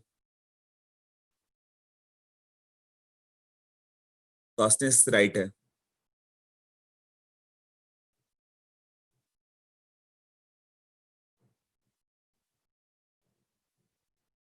अच्छा, और भी लोगों ने लाई, अच्छा बहुत ऊपर से ही ये सब। ओके, मतलब हो जा रहा है, गुड। इसमें कौन कौन सा प्रोसेसर होगा, पहला कौन सा होगा? तो जो enthalpy of formation of MgF2 solid बनाना है, तो तुम्हें 1 मोल Mg है, Mg को क्या बनाना पड़ेगा, पहले उसको सब्लिमेशन एनर्जी दो, तो Mg का तो काम हो गया, वो गैस में आ गया, और उसको भी अभी गैस बनाना है एटम को, तो फ्लोरीन कितना है, 1 मोल लेना पड़ा ना, तो बॉन्ड एनर्जी ऑफ F2 देना होगा, bond energy of F2 gas, इससे क्या होगा, 2 फ्लोरीन एटम मिल गए। अब यहाँ पे तो ये आ गया Mg गैस और 2 फ्लोरीन, 2F गैस। अब क्या होगा, मैग्नीशियम से 2 इलेक्ट्रॉन बाहर करोगे, कौन कौन से, I1 और I2 आएगा ना, तो इसमें होगा I1 plus I2 of Mg, यही होगा ना। अब ये दोनों इलेक्ट्रॉन 2 फ्लोरीन में एंटर कर गए, यहाँ पे क्या होगा, ये 1 प्लस ये 2, ये 2 इंटू ये 1, यहाँ पे रॉन्ग हो जाता है ना, तो 2 इंटू ये 1, दोनों फ्लोरीन एक एक कैप्चर कर रहे हैं ना, इट इज 2 इंटू ये of fluorine gas. And at the last जब ये दोनों F माइनस बन गए हैं, तो ये दोनों आयंस आपस में कंबाइन करके सॉलिड बन जाएंगे, तो यहाँ पे जो इन्वॉल्व होता है lattice energy, last is lattice energy of MgF2। ये बॉन्ड है बस साइकिल, इसमें ये 6 डेटा है, 6 में कोई 3 दिया रहेगा, मतलब 5 दिया रहेगा, लास्ट वाला बताना है तुम्हें, यही होगा ना। नेक्स्ट करें, Al2O3, इसका थोड़ा बना के दिखाओ एक, इसको एक बार अटेम्प्ट करके देखो, ये इससे पूरा क्लियर हो जाएगा।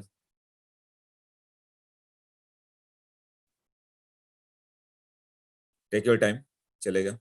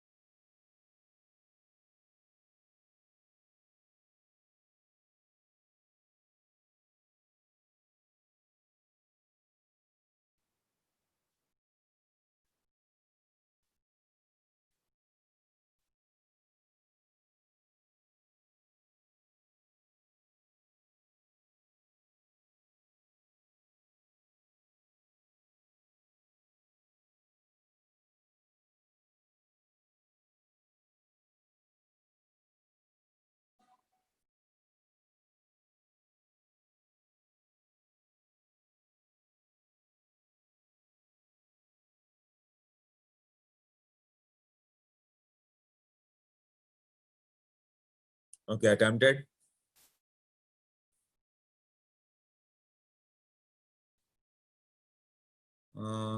With the एल्यूमिनियम का सब्लिमेशन लिया तुमने, 3/2 बॉन्ड एनर्जी लिया, I1 I2 I3 लिया, वेरी गुड, बट 2 टाइम्स लेना होगा, 2 एल्यूमिनियम है, और ऑक्सीजन का EA1 और EA2 आएगा ना, I1 प्लस I2 नहीं, O2 गैस को ब्रेक करोगे ऑक्सीजन गैस में तो बॉन्ड डिसोसिएशन एनर्जी। इतने लोग आंसर कैसे चेक करूंगा, आंसर मैं बता देता हूँ। देखो 2 एल्यूमिनियम सॉलिड होगा, पहले तो सबको एटम बनाओ, इसको भी एटम बनाओ, इसको भी एटम बनाओ, कैसा बनेगा, 2 एल्यूमिनियम लोगे तो एटम भी तो 2 ही मोल आएगा ना, और ये 3/2 O2 लिया तो अब कितना बच जाएगा, 2 कैंसिल कर दो, 3 ऑक्सीजन एटम। यहाँ जो इन्वॉल्व होगा 2 इंटू डेल्टा एच सब्लिमेशन, यहाँ जो इन्वॉल्व होगा 3/2 into bond dissociation energy of O2 gas.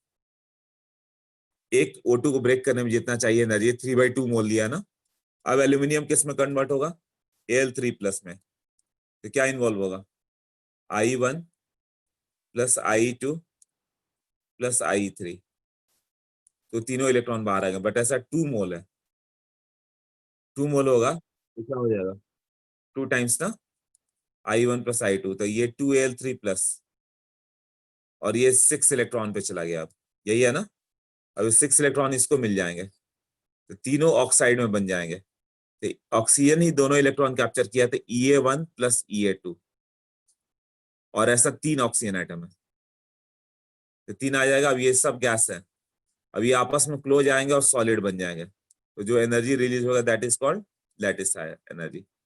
ये Born Haber cycle, the enthalpy of formation of Al2O3 solid will be the summation of पहला 2 into delta S sublimation of aluminium plus 3/2 into bond dissociation energy of O2 gas plus 2 into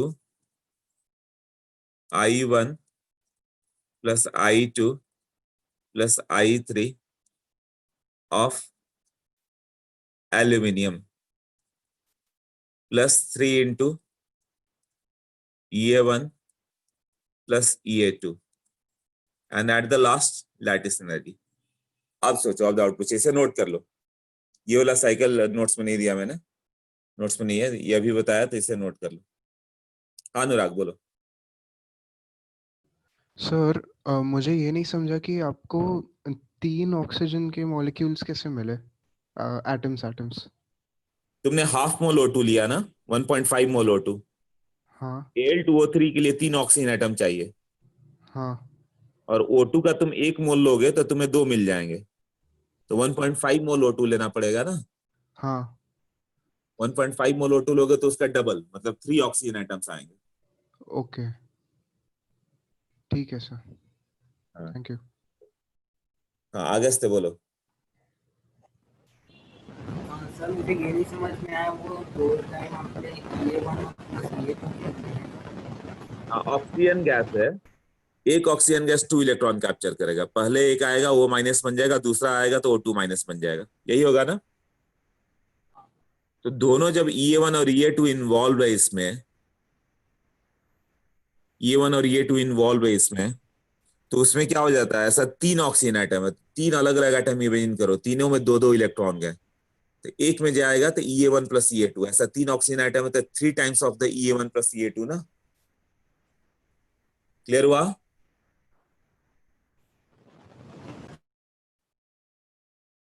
yes Trisha बोलो।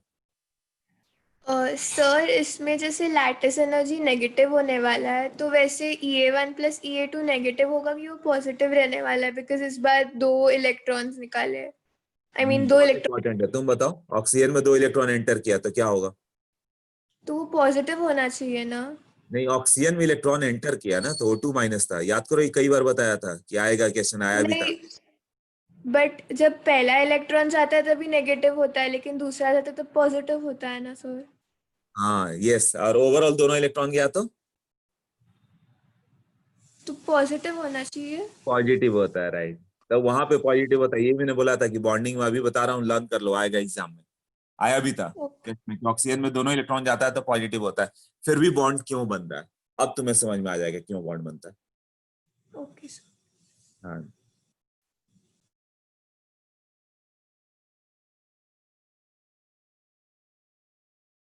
देखो अब इसमें हम लोग पूछे कि इसमें पॉजिटिव कौन कौन सा है, तो ये सारे जो यहां से आ गया ना, ये सब के सब डेल्टा एच पॉजिटिव है।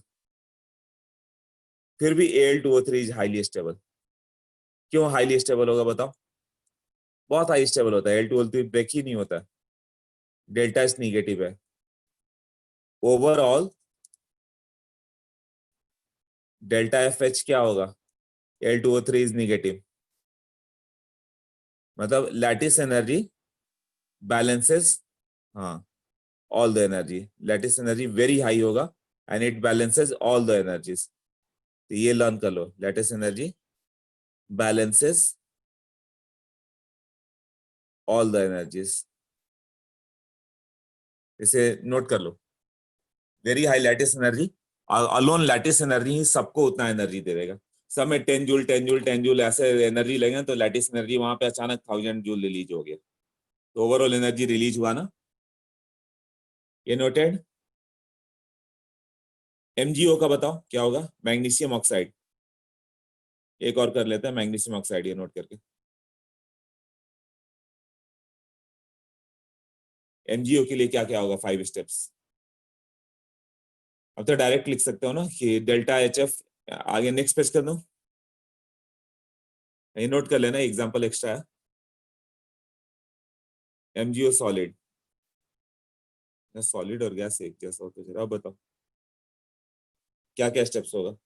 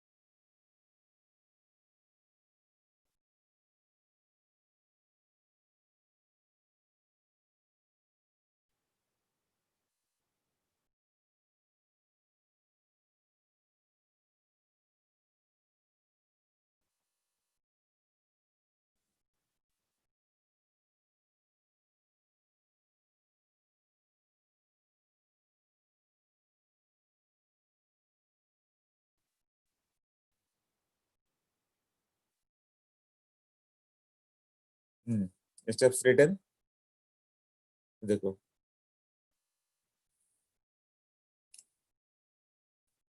MgO सॉलिड बनाना होगा, तुम्हें क्या लेना होगा? Mg सॉलिड 1 मोल, O2 गैस ले लोगे तो O2 तो गैस ही मिलता है ना, बट 1 मोल लोगे तो 2 ऑक्सीजन मिल जाएगा, तो तुम्हें कितना लेगा? ½ मोल O2 लेना होगा, तब तो 1 मोल ऑक्सीजन गैस मिला ना। तो पहला स्टेट सब्लिमेशन mg गैस, दूसरा हाफ bd ये O गैस। अब ये दोनों कंबाइन करेगा तो क्या होगा, यहाँ पे Mg2+ और 2 इलेक्ट्रॉन, तो यहाँ 2 इलेक्ट्रॉन बाहर निकालना है। तो यहाँ पे you have to give I1 + I2 of what, magnesium. And oxygen gas क्या होगा, ये कैप्चर करता है 2 इलेक्ट्रॉन, O2- गैस होगा। हाँ तो कितना हो जाएगा, O2- गैस होगा। ये क्या होगा, E1 + E2। अब Mg और O2 गैस जब आपस में कंबाइन करेंगे तो क्या बन जाएगा, MgO सॉलिड। ये हो जाएगा lattice energy of MgO solid. तो ओवरऑल प्रोसेस इतना आ जाएगा। इसमें ये सब जो होंगे पॉजिटिव होंगे, MgO डेल्टा H पॉजिटिव, केवल इसके लिए delta H negative. Lattice energy balances all the energy.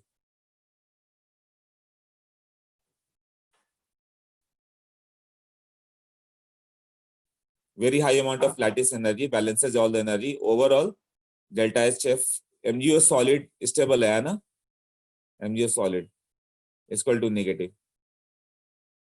Enthalpy of formation क्या होगा, ओवरऑल नेगेटिव आएगा, तभी तो स्टेबल हुआ। ये भी नोट करो।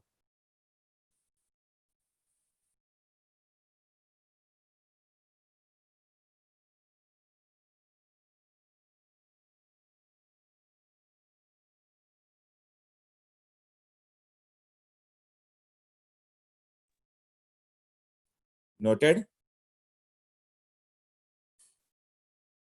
How many participants are there? All 90. Very good. इस बार क्लियर हो गया बॉर्न हैबर साइकिल, जो मैंने बोला था पीरियोडिक टेबल नहीं, यहाँ पर करेंगे हम लोग। हाँ तो कोई भी चीज, अब ये क्वेश्चन मुझे बताओ, NaCl2 डज नॉट एग्जिस्ट। कोई भी चीज एग्जिस्ट नहीं कर रहा है, इसका मतलब उसमें एनर्जी एब्जॉर्ब किया होगा। ऑक्टेट करके कोई कंसेप्ट नहीं है, तो क्यों एनर्जी एब्जॉर्ब हुआ होगा, इसका मतलब delta F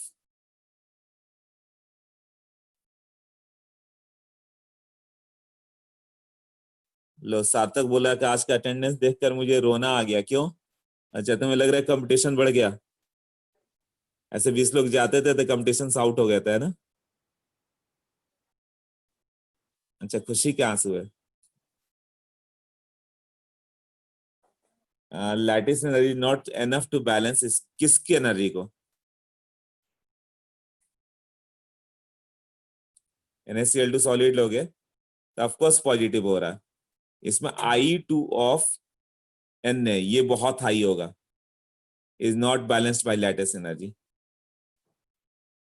balanced bye lattice energy, ये नोट कर लेना ये पूरा पेज। इसमें NaCl2 दे रहे हो, मतलब Na को 2+ बनाया तुमने, Na को 2+ बनाया तो इतना ज्यादा एनर्जी लग जाएगा ना, वो इनर्ट गैस बन जाता है ना, इतना हाई अमाउंट ऑफ एनर्जी लिखता है कि लैटिस एनर्जी बैलेंस कर ही नहीं पाता। तो कोई भी कंपाउंड जो एग्जिस्ट नहीं कर रहा है, FeCl2 बना, FeCl3 बना, FeCl4 डज नॉट एग्जिस्ट, मतलब वहां पे डेल्टा H पॉजिटिव होगा। जो चीज नहीं बन रहा है, MgCl3 नहीं बन रहा है, डेल्टा H पॉजिटिव होगा, एंथैल्पी ऑफ फॉर्मेशन। उसको फॉर्म करने में एनर्जी देनी पड़ती होगी, तो NaCl2 बनता है बहुत हाई टेम्परेचर पे, फिर छोड़ोगे तुरंत ऐसे क्या होगा, किसी भी चीज को तुम टेम्परेचर देकर स्टेबल नहीं कर सकते हो। नेचर में क्या होता है, हर चीज एनर्जी रिलीज करके स्टेबल होता है, एनर्जी एब्जॉर्ब करके कोई भी स्टेबल नहीं हो सकता। एनर्जी अब्जॉर्ब होगा तो क्या होगा, वो ब्रेक हो जाएगा। सोचो चाय को गर्म कर दो, धीरे धीरे ठंडा हो जाएगा, वो गर्म कहाँ स्टेबल होता है। तुम में एनर्जी इधर उधर दौड़ते चलोगे, खेलते रहोगे, जैसे एनर्जी गायब होगी जाके सो जाओगे। कंसेप्ट क्या होता है कि एनर्जी जिसके पास है उससे स्टेबिलिटी नहीं है, अनस्टेबिलिटी है। हाँ जिसकी एनर्जी गायब हो गई, खत्म हो गई, वो स्टेबल होगा। पोटेंशियल एनर्जी हाई है तो कोई भी वर्क करेगा, बट पोटेंशियल एनर्जी 0 है तो स्टेबल रहेगा वो। तो जिसमें भी हाई एनर्जी है वो अनस्टेबल होगा। तो तुम जिसका एंथैल्पी ऑफ फॉर्मेशन पॉजिटिव होगा अनस्टेबल होगा, जैसे एक्सप्लोसिव। एक्सप्लोसिव का एंथैल्पी ऑफ फॉर्मेशन क्या होता है, पॉजिटिव होता है। वेट करो, हेलो।